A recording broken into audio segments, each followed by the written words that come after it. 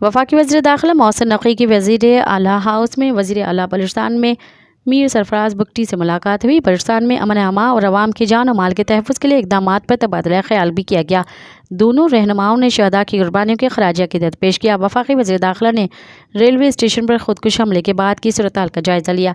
मीर सरफराज बुगटी से मुलाकात की और बलूचिस्तान की मौजूदा हालात पर तबादला ख़याल किया। मोहसिन नक़वी का कहना है कि दहशतगर्दी के ख़िलाफ़ जंग पर पाकिस्तान की जंग है। जंग में सिर्फ जीत ही पहला और आखिरी ऑप्शन है। बलूचिस्तान में अमन के लिए हर मुमकिन ताउन जारी रखेंगे।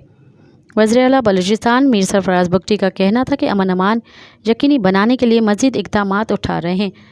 मुट्ठी भर अनासर तख़रीबी कारियों में मुलविस हैं और इन अनासर से निमटने के लिए इक़दामात जारी हैं। जल्द नताइज सामने आएंगे। मज़ीद ख़बरनि ऐं तफ़सीलात लाइ विज़िट कयो असांजी वेबसाइट www.awamiNewsHD.com ऐं ॾिसंदा रहो अवामी न्यूज़ HD।